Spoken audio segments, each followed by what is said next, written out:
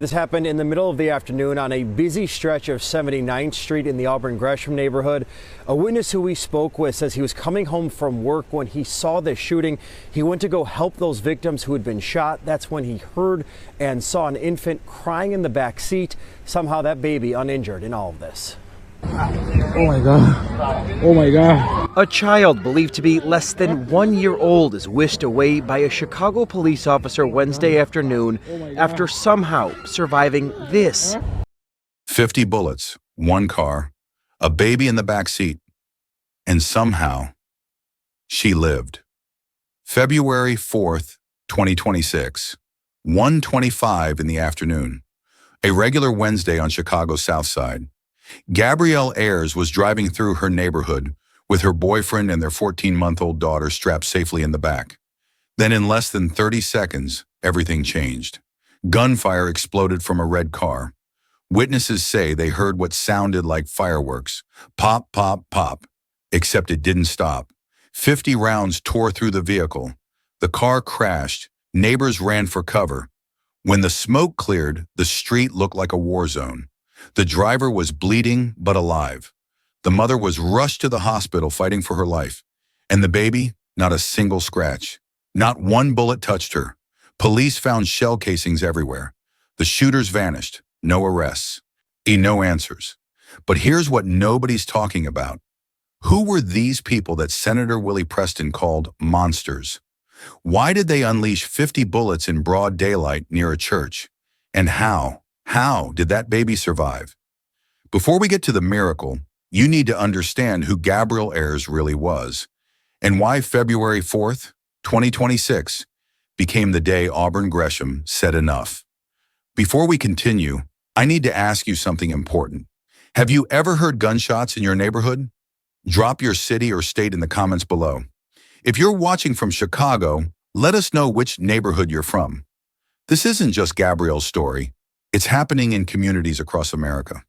Your engagement helps this story reach people who need to hear it. Hit that like button if you believe justice should be served, and subscribe because we're covering cases the mainstream media forgets. We're following this case until there's justice, and you'll be the first to know when there's a break. Now let me tell you about Gabryel Ayers. Gabryel Ayers was 26 years old, and she had plans, big plans. She worked as a hairstylist, spending her days braiding hair, styling cuts, and making people feel good about themselves. Her hands were always busy, whether she was working on a client's hair or studying for her next goal. Gabryel was training to become a letter carrier for the United States Postal Service. It wasn't glamorous work, but it was stable. It came with benefits, a steady paycheck, and a future. In a neighborhood like Auburn-Gresham, where opportunities were hard to come by, Gabryel was doing everything right. She wasn't chasing fame or fortune. She just wanted security for her family. Every morning, Gabryel would strap her 14-month-old daughter into that car seat. Her baby girl was everything to her. Friends say Gabryel lit up whenever she talked about her daughter. She was determined to give that little girl a better life than she had. She wanted her daughter to grow up safe, to have choices, to never worry about where the next meal was coming from. Gabryel worked hard so her baby wouldn't have to struggle the way so many kids in Gresham did. She was building something, a foundation, a future. That car seat in the back of the car wasn't just a safety measure. It was a symbol of hope, of protection, of a mother's love. It would soon become the center of a miracle no one could explain. Gabryel wasn't doing it alone. She had been with her boyfriend for 8 years. On 8 years of building a life together, navigating the ups and downs of Southside Chicago, raising their daughter as a team. He was 27, and on February 4th, he was behind the wheel. They were just driving, doing what couples do, running errands, spending time together, their baby safe in the back. They had been through a lot together over those 8 years. They knew what it meant to survive in Gresham, to watch your back, to keep your head down. But that day, none of it mattered. No amount of caution could have prepared them for what was coming. Gabryel was from Auburn-Gresham. She knew the streets, the struggles, the strength it took just to make it through another day. She was one of thousands of young mothers on Chicago's South Side trying to beat the odds. And for a while, she was winning. It's 1:25 in the afternoon on Wednesday, February 4th, 2026. The sun is out. People are going about their day. At 79th Street and South May Street in Auburn Gresham, cars are passing by, neighbors are walking, life is normal. St. Sabina Church sits nearby, a place of worship, a symbol of peace in a neighborhood that's seen too much violence. Gabryel is in the passenger seat. Her boyfriend is driving. Their 14-month-old daughter is strapped safely in her car seat in the back. It's just another Wednesday. Maybe they're running errands. Maybe they're heading home. It doesn't matter. This is routine. This is life. They have no idea they're being watched. They have no idea that in less than 30 seconds, their lives will be torn apart. They have no idea that a red car is closing in. The red car pulls up. Then the shooting starts. Why witnesses say it sounded like fireworks at first, but fireworks stop. This doesn't. The gunfire is loud. So loud, people blocks away hear it and hit the ground. 50 bullets tear through the air in less than 30 seconds. 50. The car Gabryel is in gets hit over and over. Windows shatter. Metal rips. The boyfriend tries to keep control, but he's been hit. Multiple times.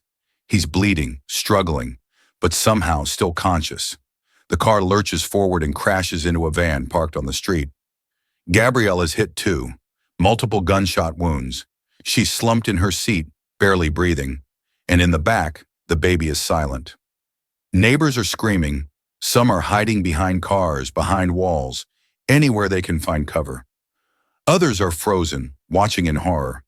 When the gunfire finally stops, the red car speeds off, disappearing into the streets of Chicago. People rush out. They run to the crashed car. The boyfriend is conscious but bleeding badly. Gabryel isn't moving.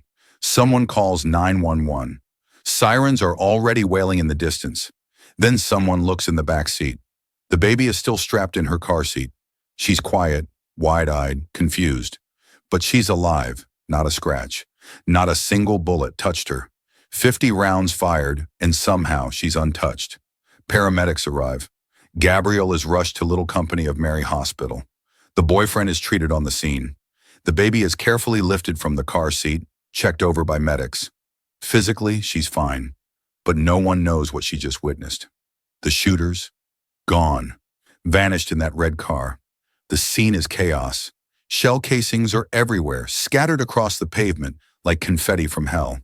The police officers are marking each one, counting, trying to piece together what just happened. The car looks like it's been through a war.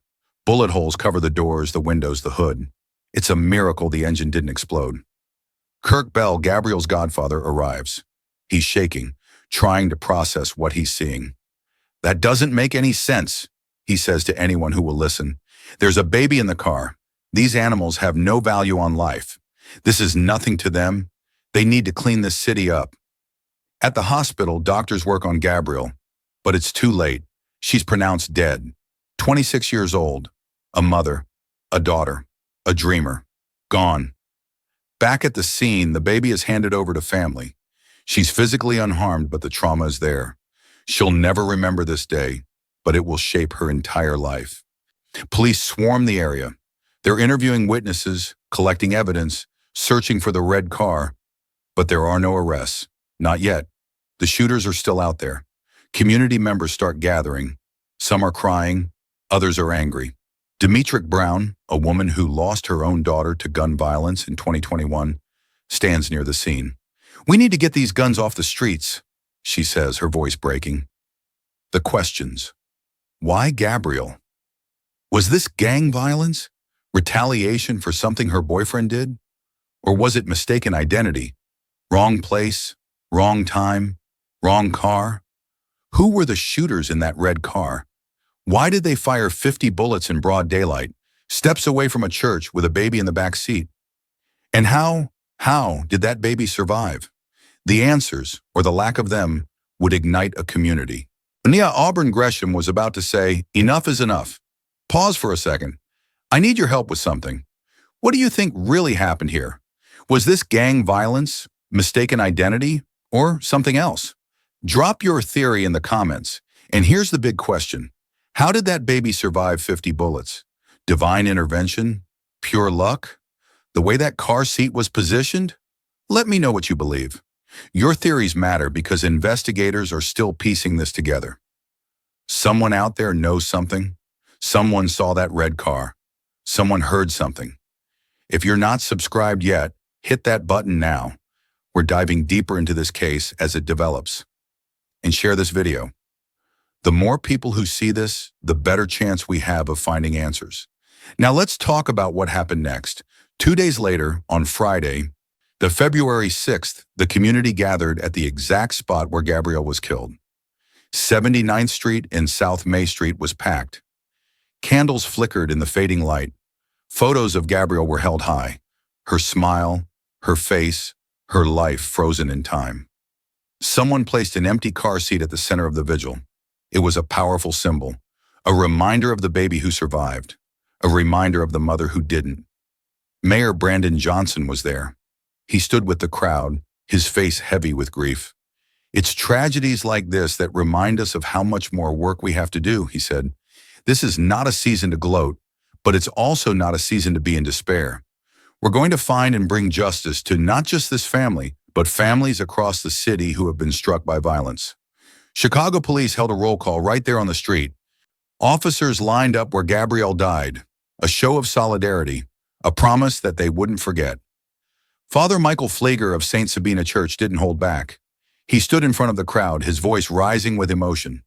"Talk about it like that. Mother is your sister or your mother," he said. "Think about that baby that's going to grow up with no mother. That ought to prick your conscience to do something. And if it doesn't, then you're a frightening, scary human being and should be locked up." His words hit hard. He wasn't just talking to the shooters. He was talking to anyone who knew something and stayed silent. Then he made an announcement. St. Sabina Church was offering a $10,000 reward for information leading to an arrest. Cook County Crime Stoppers matched it with another $10,000. And that's $20,000 total. $20,000 for doing the right thing. Illinois State Senator Willie Preston stepped up next. He was angry. You could hear it in every word. "This is real life," he said. "I'm going to tell people like it is. I'm calling these monsters what they are. These are monsters. We're going to find you and make sure we hold you accountable." The message was clear. Silence is complicity. If you know something and you say nothing, you're part of the problem. As of now, no arrests have been made. The shooters are still out there. Police are looking for a red car. That's all they have. A red car that sped away after firing 50 bullets into a vehicle with a baby inside. Investigators are asking anyone with information to come forward. You can call the Chicago Police CAPS line at 312-745-3641, or you can call Cook County Crime Stoppers at 800-5357-867. Both lines are anonymous.